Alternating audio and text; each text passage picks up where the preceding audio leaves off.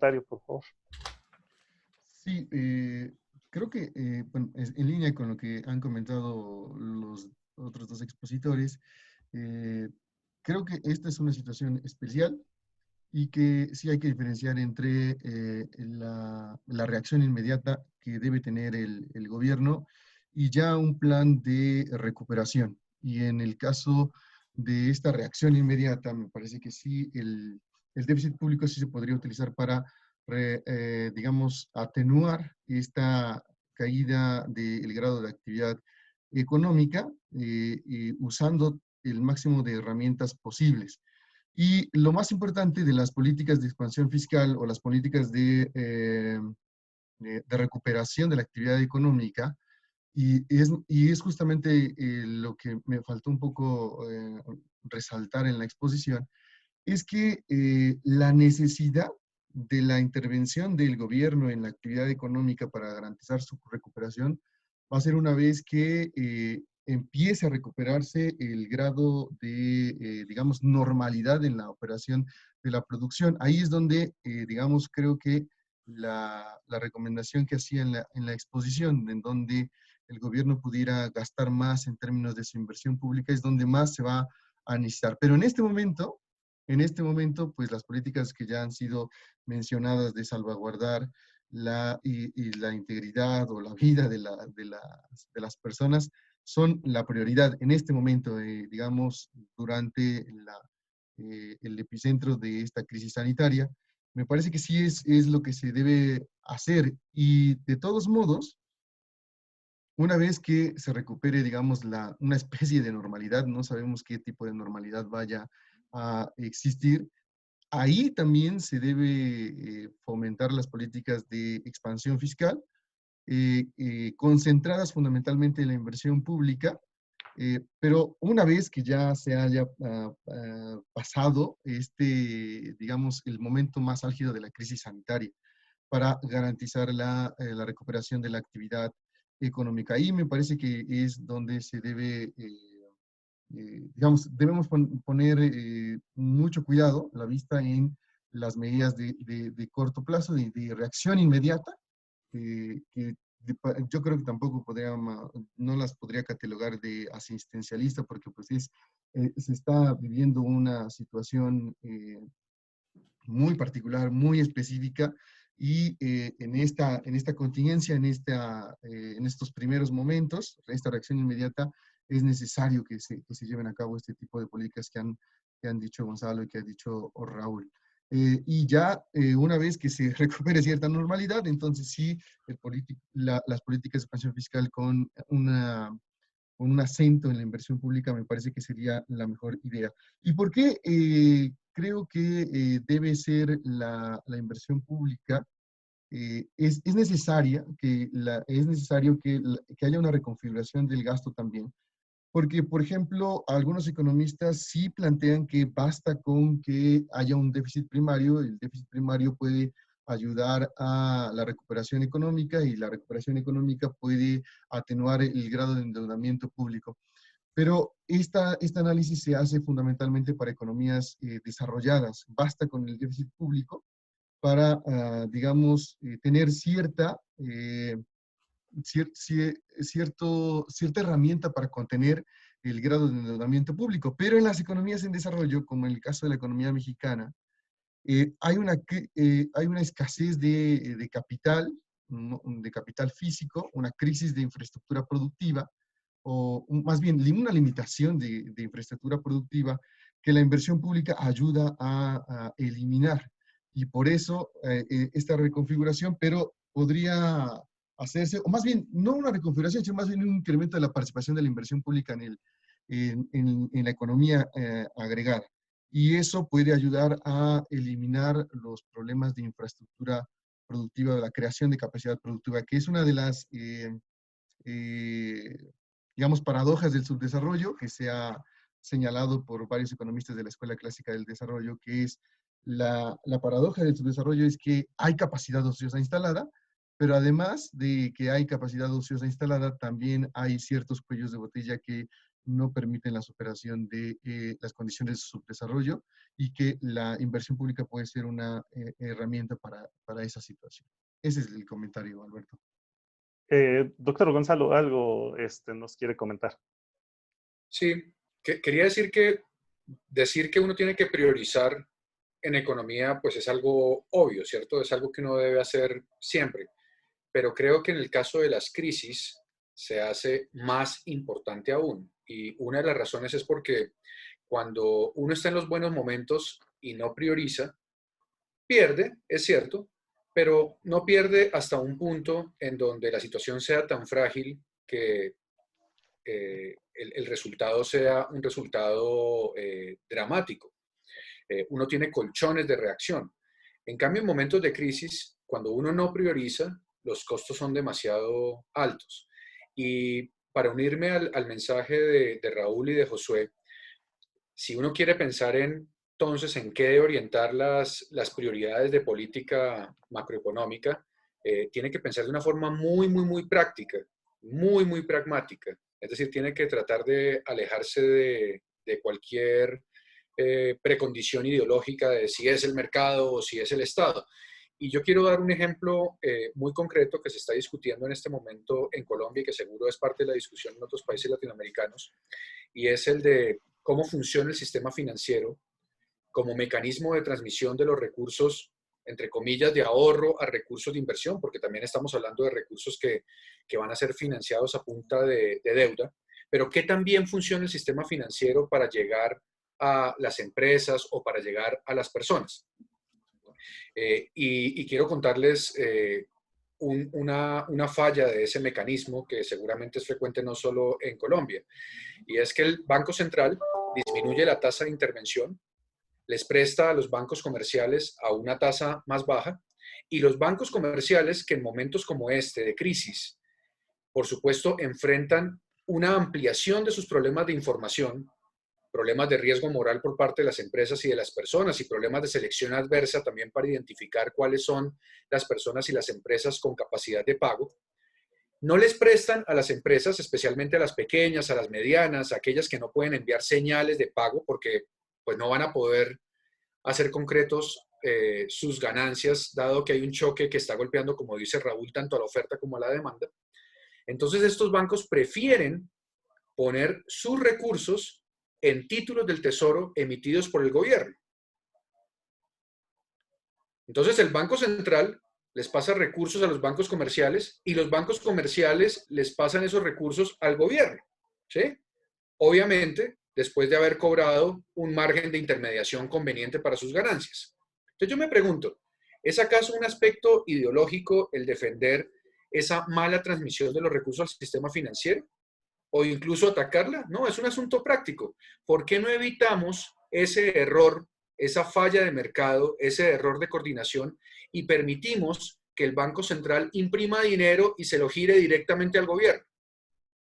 Alguien me va a decir aquí con toda razón también que el gobierno no es más eficiente prestando los recursos que los bancos, y yo puedo estar de acuerdo con eso.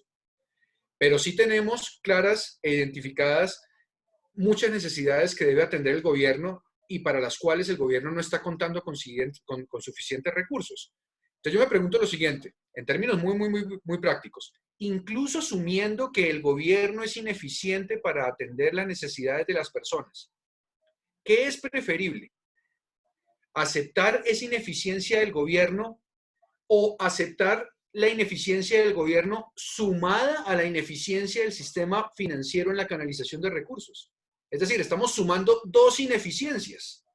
Miren que es totalmente claro que es preferible permitir que el Banco Central le pase los recursos al gobierno y asumimos solo una ineficiencia. Esto no es ideológico. Muchas gracias, doctor Gonzalo. Tenemos una pregunta de parte de Anthony Frank. ¿Todavía está con nosotros Anthony Frank?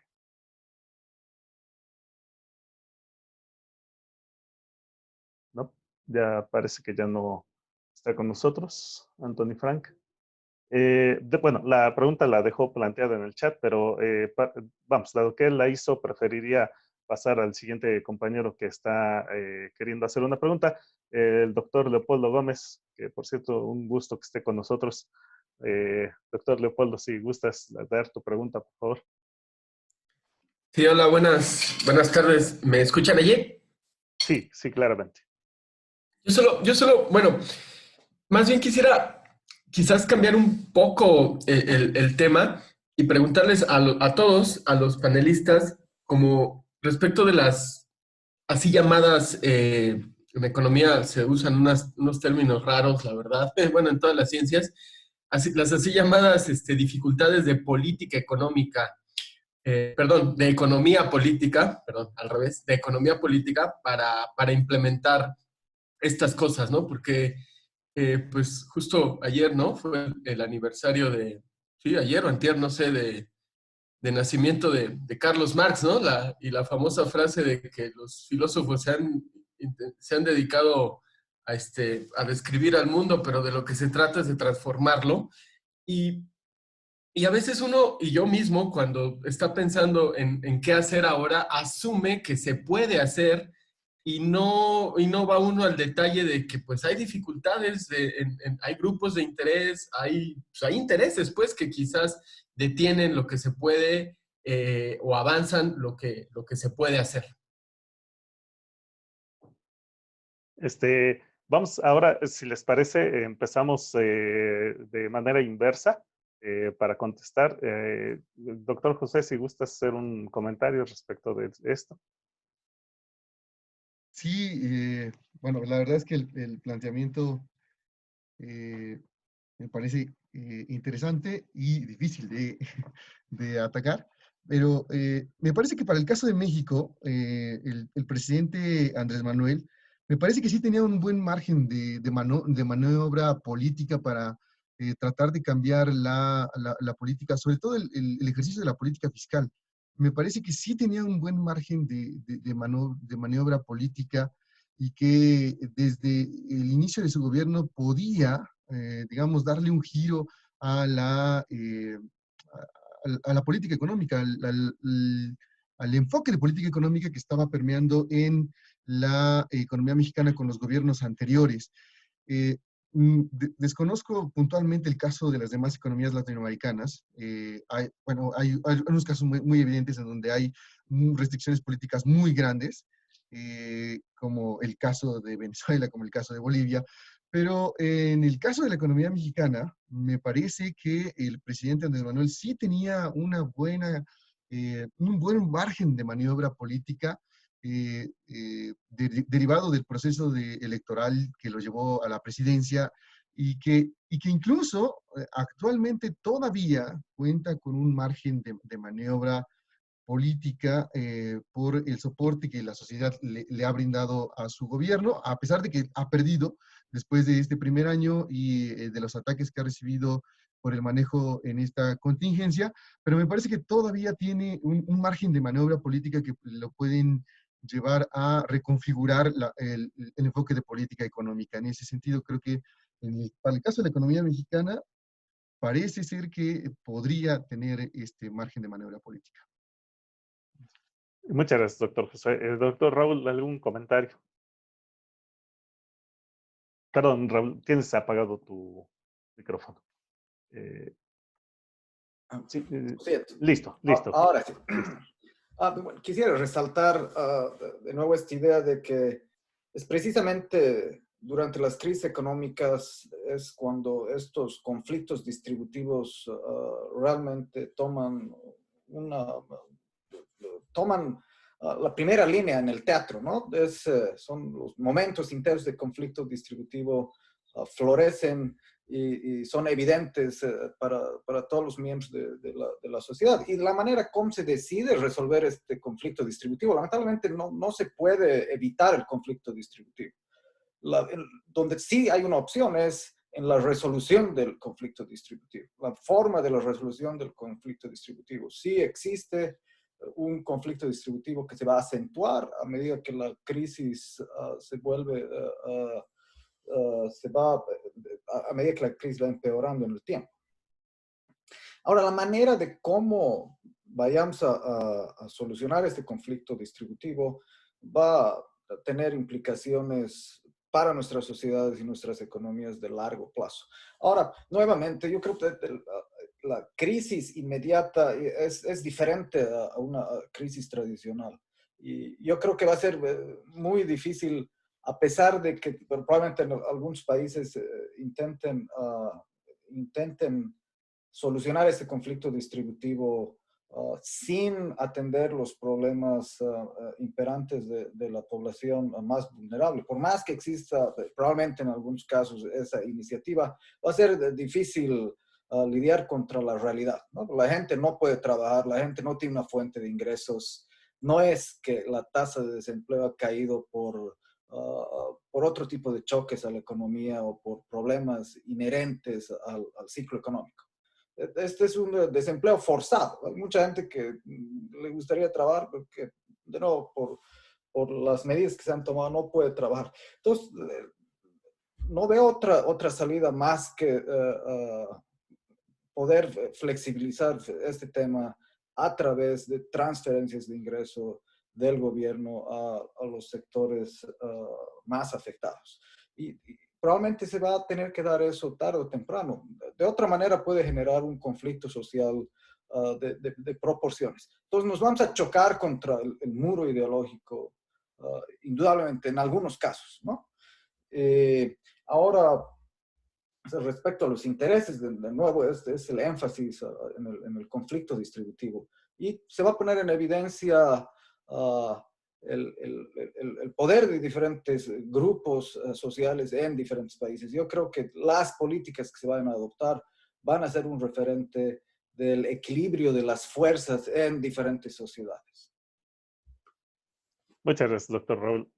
Doctor Gonzalo, un comentario, por favor. Esta pregunta a mí me parece súper interesante y por supuesto quiero construir sobre las respuestas de Raúl y de Josué. La pregunta de Leopoldo me recordó la frase de un economista canadiense que luego se nacionalizó colombiano, Lachlan Kerry, que decía, los problemas económicos más serios no son económicos, sino políticos. Y el problema político más serio en este momento tiene que ver con ese conflicto redistributivo. Y para conectarlo con la afirmación que hizo Leopoldo recordando a Marx, yo creo que estamos en una situación en la que una buena parte de la población podría llevarse a no tener nada que perder, sino las cadenas, ¿no? Y si se llega a esa situación, estaríamos ante una amenaza no solo de la crisis humanitaria, sino de una revolución política.